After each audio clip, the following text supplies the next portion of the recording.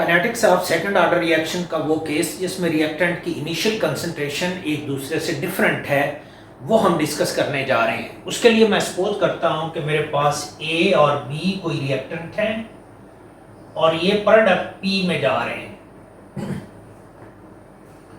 हम सपोज करते हैं कि टी जीरो पर ए की इनिशियल कंसंट्रेशन ए है, बी की इनिशियल कंसंट्रेशन स्मॉल बी है और पी की इनिशियल कंसंट्रेशन जीरो है, जबकि ए और बी की इनिशियल कंसंट्रेशन एक दूसरे के इक्वल नहीं है। ए और बी कोई रिएक्टेंट हैं जो कि with the passage of time consume हो रहे हैं, तो ए की कंसंट्रेशन टाइम टी पर कम होकर ए माइनस एक्स हो जाती है, जबकि बी की कंसंट्रेशन बी से कम होकर बी माइनस एक्स हो जाती है, जबकि पी की जो कंसंट्रेशन है वो जीरो से इंक्रीज करके एक्स हो जाती है। सेकंड ऑर्डर रिएक्शन है, इसके लिए रेट लॉ एक्सप्रेशन यूं लिखा जाएगा कि rate of second order reaction will be directly proportional to the available concentration of reactant A and available concentration of reactant B. So rate of reaction will be equal to a rate constant and available concentration of A and available concentration of B. आप जानते हैं कि rate of reaction can be written in term of rate of formation of product यानी dx over dt will be equal to k, A की available concentration at any time t A minus x है, जबकि B की available concentration at any time t B minus x है। ये rate law expression है for second order reaction when initial concentration of both reactant is different, जिसमें dx over dt rate of reaction है in term of rate of formation of product A minus x available concentration of reactant A है at any time t, B minus x available concentration of reactant B है at any time t, K second order rate constant है और इसकी unit यहीं से निकाले जा सकते हैं और ये dm cube per mole per second है। Order of reaction with respect to A 1 है, order of reaction with respect to B 1 है, overall order of reaction 2 है और ये variable separable first order differential equation है। ऐसी डिफरेंशियल इक्वेशन को solve करने का तरीका ये होता है कि वेरिएबल को सेपरेट किया जाता है और फिर इंटीग्रेशन की जाती है। अब गौर कीजिए कि इस डिफरेंशियल इक्वेशन के अंदर दो चीजें वेरिएबल हैं, एक x वेरिएबल है और एक t वेरिएबल है। तो सबसे पहले हम वेरिएबल को सेपरेट करते हैं और फिर इंटीग्रेशन करेंगे। सो dx over a minus x into b minus x will be equal to k into dt। मैंने कहा कि इसमें x और t वेरिएबल थे, पहले मैंने वेरिएबल सेपरेट किए हैं और अब मैं इसको इंटीग्रेट करने लगा हूं। इसको इंटीग्रेट करना आसान है, आप जानते हैं, जबकि इसको इंटीग्रेट करने के लिए हम मैथमेटिक्स की एक टेक्निक यूज करते हैं जिसको पार्शियल फ्रैक्शन कहा जाता है।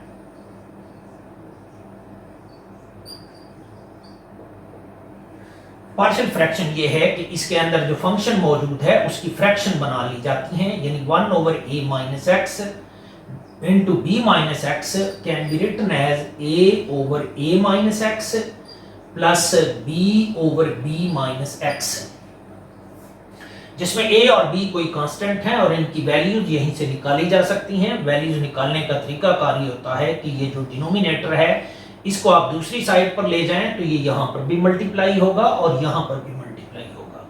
Then 1 will be equal to a over a minus x into a minus x into b minus x plus b over b minus x into a minus x into b minus x. ये a minus x और a minus x cancel हो जाएगा, ये b minus x और b minus x cancel हो जाएगा। Then 1 will be equal to a into b minus x plus b into a minus x. इस mathematical relation को use किया जा सकता है for determination of value of a and b और उसका तरीका कारी होता है कि आप सबसे पहले a minus x equal to 0 put करें, फिर आप b minus x equal to 0 put करें तो a और b की वैल्यूज निकाल सकते हैं। मैं सपोज करता हूं कि a minus x is equal to 0 है, यानी x is equal to a है। तो ये कंडीशन जब आप इस पर अप्लाई करेंगे तो ये a माइनस ए, ये वाली टर्म 0 हो जाएगी, 0 b से मल्टीप्लाई होगा 0 हो जाएगा। ये x की वैल्यू a जब यहाँ पर पुट करेंगे तो ये b माइनस ए हो जाएगा और 1 will be equal to a into b minus a, जबकि a minus a will be 0, तो ये वाली टर्म 0 हो जाएगी। इसको रीअरेंज करेंगे तो यहाँ से a बराबर आएगा 1 ओवर b माइनस ए, यानी a will be equal to minus 1 over a minus b। तो a की वैल्यू आपने निकाल ली है। सिमिलरली अगर आपने b की वैल्यू निकालनी है तो आप पुट करेंगे b minus x equal to 0, यानी x is equal to b। x is equal to b है तो ये b माइनस b, ये वाली टर्म 0 हो जाएगी, जबकि ये b into a minus b हो जाएगा। Then 1 will be equal to b into a minus b and b will be equal to 1 over a minus b। आपने a और b दोनों की वैल्यूज निकाल ली हैं।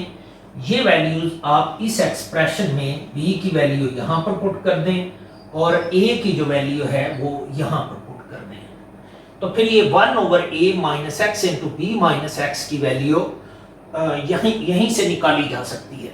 सो 1 over a minus x into b minus x will be equal to a, आपने लिखा है a over a minus x plus b over b minus x. a की जो वैल्यू आपने निकाली है वो मैं इधर पुट करने लगा हूं, वो minus 1 over a minus b है into 1 over a minus x होगा, प्लस b की वैल्यू आपने निकाली है 1 over a minus b into 1 over b minus x. इसमें आप देखें कि ये जो 1 ओवर a माइनस b है इसको यहाँ से कॉमन निकाला जा सकता है, तो ये 1 ओवर a माइनस b आप कॉमन ले लें, minus 1 over a minus x plus 1 over b minus x रहेगा और ये इक्वल होगा 1 over a minus x into b minus x. हम दरअसल ये वाला इंटेग्रल निकालना चाहते थे तो मैं इसकी दोनों साइड पे इंटेग्रल ले लेता हूँ, इसका भी इंटेग्रल तो फिर इसका भी इंटेग्रल होगा और इसका भी इंटेग्रल होगा। यानी आपने प्रूफ कर दिया कि ये वाला जो इंटेग्रल है ये यही है और ये इंटेग्रल इसके इक्वल है, तो इस इंटेग्रल को हम इससे रिप्लेस कर सकते हैं, तो फिर ये वाला एक्सप्रेशन यूं बनेगा। यानी इस एक्सप्रेशन की आपने ये वाली वैल्यू निकाली है तो मैं यहां पर ये पुट करने लगा हूं, तो ये 1 over a minus b into integral of minus 1 over a minus x into d x plus integral of 1 over b minus x into d x is equal to k into integral of this. Integration के दो rule हैं जिनमें एक rule ये है integral of dx is equal to x plus constant of integration होता है। दूसरा रूल ये है कि अगर 1 ओवर x का इंटेग्रल लिया जाए तो ये natural log of x plus constant of integration होता है। इस रूल की कंडीशन मैंने आपको बताई थी कि अगर नीचे वाले फंक्शन का डेरिवेटिव उसके ऊपर मौजूद हो तो उसको इंटीग्रेट करते वक्त डिनोमिनेटर का नेचुरल लॉग लिखते हैं प्लस कांस्टेंट ऑफ इंटीग्रेशन लिखते हैं। तो मैं इस फार्मूले की रिक्वायरमेंट यहाँ पर पूरी करना चाहता हूँ, तो इसको मैं रीअरेंज कर लेता हूँ। ये बनेगा 1 over a minus b into integral of minus 1 over a minus x into d x minus integral of minus 1 over b minus x into d x is equal to k into integral of this. मैंने कुछ भी नहीं किया, मैंने just यहाँ minus और यहाँ minus लगाया है क्योंकि ये माइनस इंटू माइनस वही प्लस हो जाएगा। लेकिन यहाँ पर और यहाँ पर माइनस क्यों लगाया है? इसलिए कि ये b माइनस एक्स का डेरिवेटिव माइनस 1 है, वो इसके ऊपर मौजूद होना चाहिए। ऐसे ही a माइनस एक्स का डेरिवेटिव माइनस 1 है, वो इसके ऊपर मौजूद होना चाहिए, क्योंकि फार्मूले की रिक्वायरमेंट ये है कि अगर डिनोमिनेटर का डेरिवेटिव उसके ऊपर मौजूद हो तो उसको इंटीग्रेट करते वक्त डिनोमिनेटर का नेचुरल लॉग लिखते हैं। सो 1 ओवर a माइनस बी, अब ये और ये इंटीग्रेटेबल हैं तो इसको इंटीग्रेट किया जा सकता है। नीचे वाले फंक्शन का डेरिवेटिव ऊपर मौजूद हो तो उसको इंटीग्रेट करते वक्त डिनोमिनेटर का नेचुरल लॉग लिखते हैं, यानी log of a minus x, ये माइनस और ये natural log of b minus x is equal to k t plus constant of integration c। इस पर आप लॉग फार्मूला अप्लाई करें तो ये 1 over a minus b natural log of a minus x over b minus x is equal to k t plus constant of integration c। So c की value निकालने का तरीका आप जानते हैं कि अगर t 0 था तब x की जो वैल्यू थी वो 0 थी, यानी रिएक्टेंट की वो कंसंट्रेशन जो प्रोडक्ट में कन्वर्ट हुई थी t 0 पर 0 थी। ये कंडीशन आप यहां पर अप्लाई करें, जहां x है वहां 0 कर दें, जहां t है वहां 0 कर दें, then 1 over a minus b natural log of a over b x 0 will be equal to t 0, तो ये वाली टर्म 0, तो c की ये वैल्यू आएगी। c की ये वैल्यू आप इस एक्सप्रेशन में यहां पर पुट कर दें। अगर c की ये वाली वैल्यू आप यहां पर पुट करते हैं तो ये 1 over a minus b natural log of a minus x over b minus x is equal to kt, और c की वैल्यू आपने निकाली है 1 over a minus b into natural log of a over b। a minus b से दोनों side पर multiply कर दें तो फिर ये natural log of a minus x over b minus x will be equal to a minus b into k into t plus natural log of a over b। इस mathematical expression को अगर आप गौर से देखें तो ये इक्वेशन ऑफ स्ट्रेट लाइन है इन intercept form, जिसमें ये डिपेंडेंट वेरिएबल y है, ये इंडिपेंडेंट वेरिएबल x है, ये इस प्लॉट की स्लोप m है और ये इस प्लॉट का इंटरसेप्ट c है और ये y is equal to mx plus c type expression है।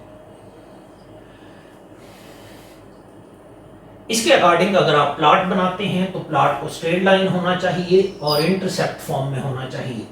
अलॉन्ग y एक्सिस आप डिपेंडेंट वेरिएबल लेंगे जो कि log of a minus x over b minus x है। अलॉन्ग x एक्सिस आप इंडिपेंडेंट वेरिएबल लेंगे जो कि t है।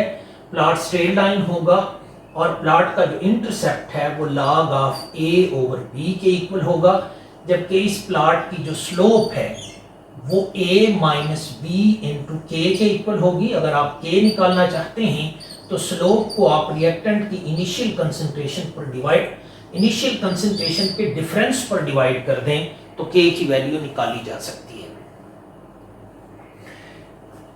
मैं दरअसल इस मैथमेटिकल रिलेशन को रीअरेंज करना चाहता हूं in the form of equation of straight line passing through the origin. ऐसा करने के लिए मैं ये जो इंटरसेप्ट की वैल्यू है इसको दूसरी साइड पर ले जा रहा हूं। So natural log of a minus x over b minus x minus natural log of a over b will be equal to a minus b into k into t। इस पर आप लॉग फार्मूला अप्लाई कर दें तो ये natural log of a minus x over b minus x divided by a over b will be equal to a minus b into k into t। इसको further rearrange किया जा सकता है। Natural log of b into a minus x over a into b minus x will be equal to a minus b into k into t। ये जो mathematical expression है ये equation of straight line है equation of straight line है passing through the origin, जिसमें ये as a whole dependent variable y है, ये इंडिपेंडेंट वेरिएबल x है, ये इस प्लॉट की स्लोप m है और ये y is equal to mx type expression है। इसके अकॉर्डिंग अगर आप प्लॉट बनाते हैं तो प्लॉट को स्ट्रेट लाइन होना चाहिए और ओरिजिन से पास करना चाहिए, यानी natural log of b into a minus x over a into b minus x आपका डिपेंडेंट वेरिएबल है, जबकि t इंडिपेंडेंट वेरिएबल है। प्लॉट स्ट्रेट लाइन होगा, ओरिजिन से पास करेगा और इस प्लॉट की जो स्लोप है वो a माइनस बी इंटू के इक्वल होगी। अगर आप के निकालना चाहते हैं तो स्लोप ऑफ द प्लॉट को रिएक्टेंट की इनिशियल कंसंट्रेशन के डिफरेंस पर डिवाइड कर दें तो के की वैल्यू निकाली जा सकती है। इसको रीअरेंज करके यहां से के निकाला जा सकता है और के यूनिट भी निकाले जा सकते हैं। अगर आप इसको रीअरेंज करते हैं, के को इधर रहने दें, बाकी सब कुछ दूसरी साइड पर ले जाएं, तो ये 1/a minus b into t natural log of b into a minus x over a into b minus x होगा। लॉग के अंदर जो क्वांटिटी है वो डायमेंशन लेस है, तो ये k की यूनिट डिफाइन करेगा और k के जो यूनिट आएंगे वो dm³ पर मोल पर सेकंड होंगे। अगर k के ये यूनिट हैं तो ये सेकंड ऑर्डर रेट कांस्टेंट होगा और ये जो एक्सप्रेशन है ये second order rate law expression है फॉर सेकंड ऑर्डर रिएक्शन, और वो सेकंड ऑर्डर रिएक्शन जिसमें रिएक्टेंट की इनिशियल कंसंट्रेशन एक दूसरे से डिफरेंट है। यहां से हाफ लाइफ पीरियड की वैल्यू नहीं निकाली जा सकती क्योंकि रिएक्टेंट की इनिशियल कंसंट्रेशन एक दूसरे से डिफरेंट है।